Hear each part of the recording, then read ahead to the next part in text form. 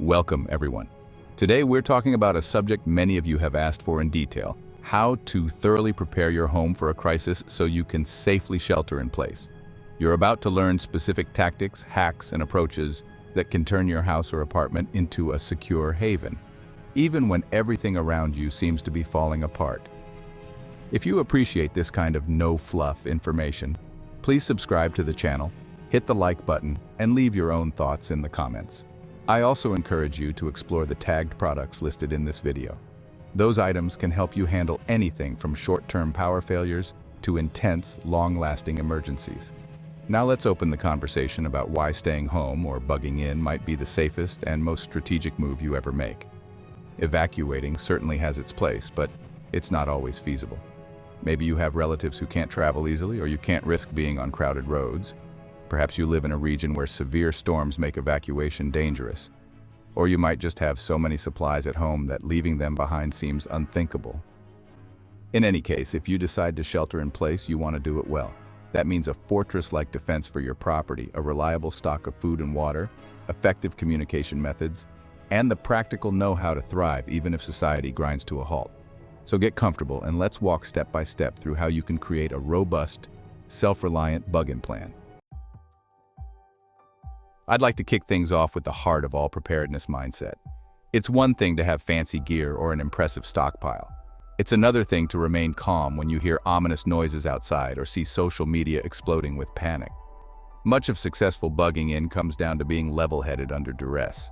You can't plan for everything, but if you've carefully thought through your strategy and practiced certain drills, you'll handle the unknowns with far more confidence. Let's say you live with family or roommates. Work together on a simple but effective written plan. This plan should explain exactly what each person does when a major threat appears, whether that's rising floodwater, a suspicious group prowling the neighborhood, or an extended power outage that might bring out looters. Who's in charge of calling or radioing neighbors to share updates? Who remains on standby for medical assistance? Do you have code words for urgent situations? Even a 10-minute discussion can clarify so many things. And once you have that plan on paper, take it out regularly. Reviewing it keeps those vital steps fresh in everyone's mind. If you live alone, consider forging alliances with trusted friends or local contacts who can offer mutual aid in a crisis. One aspect of mindset that's often overlooked is mental stamina. If you're in a stressful environment for days or weeks, you could burn out. That's where team coordination and morale become important. Try not to fall into an endless loop of fear-based news. Instead, set times to monitor reliable sources and then refocus on productive tasks, like reinforcing a gate or rotating stock in your pantry. You can't change the broader crisis, but you can absolutely become more prepared day by day, hour by hour. Before you reinforce a single door, do a serious assessment of what might hurt you most. This isn't just about criminals, it's also about the natural dangers that might be relevant in your region. If you live near the coast, storm surge or hurricanes could be your biggest threat. If you're in a forested area, wildfires and the need to create defensible space around your home might take priority. City dwellers might anticipate riots, break-ins, or utility shutdowns that last longer than in smaller towns. And rural folks could face isolation, especially if roads get blocked. Let's also talk about topography. Walk around your property and ask yourself, if I were an intruder, how would I get in? Is there a backyard fence that's easy to hop, a window hidden behind bushes, or a side entrance where no neighbors can see someone fiddling with your locks? Don't forget that some criminals might attempt second-story entry if you have a deck or tree that provides quick access to an upper window. Mark each point that looks even slightly vulnerable. If your home is on a slope, note whether water runoff could flood your basement or ground floor in heavy rain. If you find basement windows at ground level, you might want to add strong covers or window well barriers. Each property is unique, so gather this intel systematically. You want to address your most glaring vulnerability first, then work your way through smaller concerns. There's also the question of external factors that might not be immediately obvious. Maybe you live next to a busy intersection where vehicles sometimes lose control, so you might want large boulders as a vehicle barrier. Or perhaps your region has sporadic chemical plant accidents and you need to worry about toxic leaks. That could mean you want a certain kind of home air filtration, or the ability to seal off certain rooms. The more you tailor your strategy to your exact location and your likely threats, the stronger your defense becomes. Securing the outer edge of your property is your best chance to keep opportunists from ever making it to your door. A fence or wall is the easiest place to start. Wood privacy fences can block curious eyes, but might rot or burn if you live in an area prone to fires or if criminals resort to arson. Chain link fences allow you to see out, but neighbors and passers-by can see in unless you add slats or hedges for privacy. Cinder block or brick walls offer a sturdier, more permanent barrier, but also tend to be pricey and subject to local building regulations. Consider adding a natural barrier. Think about planting thorny roses, blackberries, or other spiky plants along the inside of your fence line, making it less appealing for anyone to climb over. If your property is big enough, consider an earthen berm or ditch, which can derail vehicles or at least slow them down. For those with farmland or wooded acreage, large logs or stacked timber can function similarly. Let's talk about gates. If you have a driveway gate, aim to reinforce it with heavier materials. The lock matters a lot. A cheap padlock can be snipped in seconds with bolt cutters. Instead, buy a high-security lock that can't be easily bypassed. Some folks swear by a double gate system where you have an outer gate and an inner gate. If the outer gate is breached, there's still a locked second gate. This layout creates a small enclosure that traps or slows down trespassers. Motion sensor lighting around gates is another major boost. Intruders hate being caught in a bright beam that exposes them. If you worry about night raids or cunning criminals, consider simple but reliable noise traps. A wire with cans full of pebbles strung across key paths can alert you if someone tries creeping onto your land. For bigger properties, some people install small, concealed driveway alarms that beep inside the house when a vehicle or even a person crosses them. The advantage of these standalone alarms is they don't rely on your home's main power or internet, so they keep working even in a blackout. Home hardening, creating a stronghold. Once someone is on your property, your next line of defense is the house itself. Doors are your first worry. A hollow core door might be enough for an interior hallway, but for the outside, you want a solid slab of wood, steel, or fiberglass. Pair that with high-quality locks and a reinforced frame. Switching out the short screws in your door hinges and strike plates for screws at least 3 inches long is a big deal. If you're feeling ambitious, add a door barricade or a floor-mounted brace that you can engage whenever you feel threatened. Windows can be tricky since they let in daylight, but also let criminals see and potentially break in. Security film, usually somewhere in the 8 to 12 mil range, helps hold glass together if it's struck. It won't be bulletproof, but shattering the window becomes significantly harder. Some folks install clear polycarbonate sheets on the inside or outside of windows for added strength. If your region is known for strong storms, you might already have storm shutters that also provide an extra layer against intruders. Sliding doors are often the Achilles heel of home security. You can place a wooden or metal rod in the track, but criminals can sometimes lift the door off its track entirely. A good fix is drilling holes and inserting pins at the top and bottom so it can't just be lifted out. Another concern is your garage door. Many overhead garage doors can be compromised by hooking the emergency release. You can shield that release mechanism to prevent an easy bypass. Alternatively, use a manual sliding bolt on the inside. Don't forget that any door leading from the garage into the home should be as robust as an exterior door. If a thief sneaks into your garage, you don't want them strolling into your living room through a flimsy interior door. This might also be the moment to think about less common entry points. If you have a rooftop hatch, attic vent, or an easily reached skylight, secure it. Maybe that means strong mesh grills or special locks. Criminals often look for the path of least resistance, so if your front door is a fortress but your attic vent is wide open, they might go for the attic vent. Early warning systems and deterrents. It's a huge plus to detect trouble before it's banging on your door, which is where early warning methods come in. Low-tech alarms are an often overlooked but wonderful layer of security. By tying fishing line between fence posts and rigging it so that a bell or rattle goes off, you effectively create an all-night sentry that costs next to nothing and doesn't rely on electricity. This might sound too rustic, but it can be a lifesaver if grid power fails or if sophisticated alarm systems go offline. For those who want more modern solutions, home security cameras can be a game changer. Wired systems with a dedicated DVR are more reliable in grid-down scenarios than purely Wi-Fi dependent ones. Go for infrared or low-light cameras around entry points, driveways, and gates. pair them with motion detection so you'll receive an alert on your phone or at a control panel. Many advanced sensors can detect the difference between people and animals, reducing false alarms from your neighbor's cat wandering around at night. A guard dog isn't just about bark. A well-trained dog can patrol your property and sense unusual activity. Large protective breeds have historically proven very effective, but even smaller dogs with strong territorial instincts can be enough to deter some opportunists. The key is consistent training, so your dog doesn't bark endlessly at every squirrel or random sound. Meanwhile, obvious signs like beware of dog or 24-hour surveillance might scare off low-level criminals who prefer a soft target. Some folks also keep a few dummy cameras around in addition to real ones, especially near less critical angles, so potential criminals see multiple lenses pointed their way. Making your home appear occupied at all times is another subtle deterrent. Put interior lights on timers that switch them on and off in different rooms.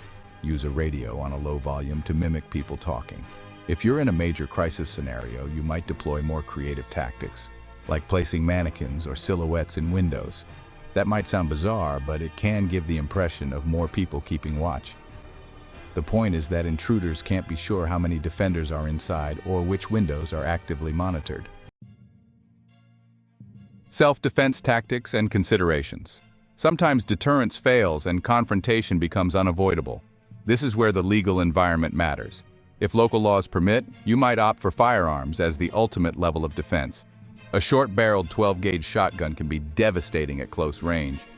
Rifles like an AR-15 or AK-47 platform offer more range if you have a large property, while handguns are easier to maneuver in tight indoor spaces. No matter your choice, training is paramount. It's not just about marksmanship at the range, it's also about how to handle a weapon in cramped quarters, practicing reload drills under stress, and identifying your target in dim light so you don't harm the wrong person. Some people prefer non-lethal or less lethal means. Pepper spray, in a high-volume canister such as bear spray, is potent enough to discourage multiple intruders in a confined space, though you need to be aware of blowback in windy conditions. Tasers or stun guns can neutralize a threat without being lethal, assuming you can get close enough or have a device that fires prongs at distance.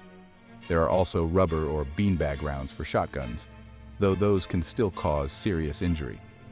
Your home's interior layout can help or hinder you if someone breaks in. Narrow hallways create bottlenecks that intruders can't move through easily.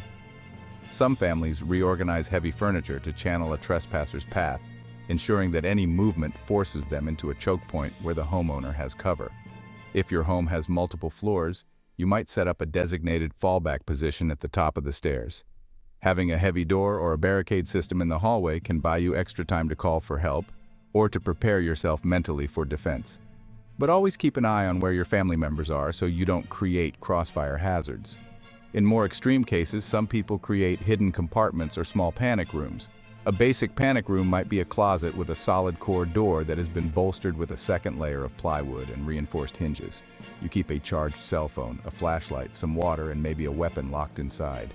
If intruders are inside your home and you can't safely repel them, you retreat to that room, lock it, and call for backup. It's better than fighting in the open, especially if you have children or elderly relatives to protect. Sustainment food, water, medical, and utilities.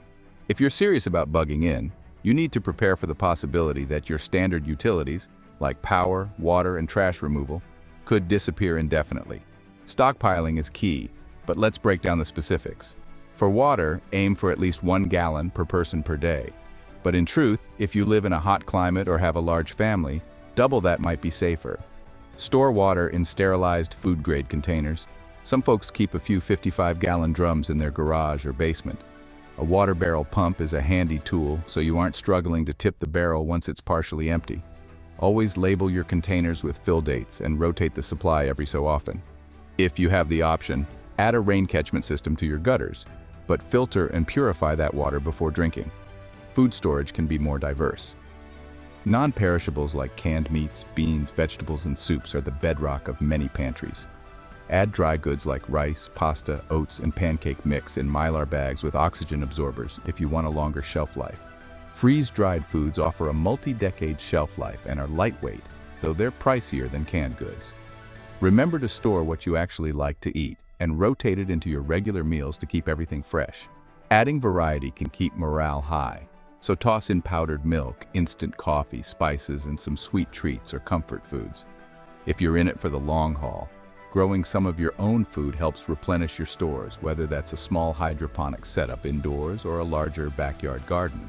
Chickens, rabbits, or even a small aquaponic system can provide protein, though these require more daily work. Medical preparedness goes beyond a simple first aid kit. Include high-quality trauma items like pressure bandages, quick clot, chest seals, and a tourniquet. Keep over-the-counter meds like ibuprofen, acetaminophen, antihistamines, and antidiarrheals. If you or a loved one takes prescription meds, discuss with your doctor the possibility of storing a surplus. Another overlooked area is sanitation. If your plumbing fails, do you have a backup plan for human waste? Simple composting toilets or a bucket lined with a trash bag and some absorbent material like sawdust can be a temporary fix. Just be sure you're disposing of it in a way that doesn't compromise your health or water sources. Utilities like electricity and heat might vanish. A generator that runs on diesel, propane, or gas can keep essential appliances like fridges and freezers going, but you'll need to store enough fuel. Solar panels are quieter and more sustainable for a longer crisis. You might also store extra batteries, flashlights, candles, and rechargeable lanterns so you don't rely on one system. If your home is in a cold climate, wood stoves, pellet stoves, or kerosene heaters become important, as does having enough ventilation to avoid carbon monoxide poisoning. Always keep a carbon monoxide detector in any heated space. The big picture is to ensure you can stay healthy, warm, or cool, hydrated, and fed for weeks or months if necessary.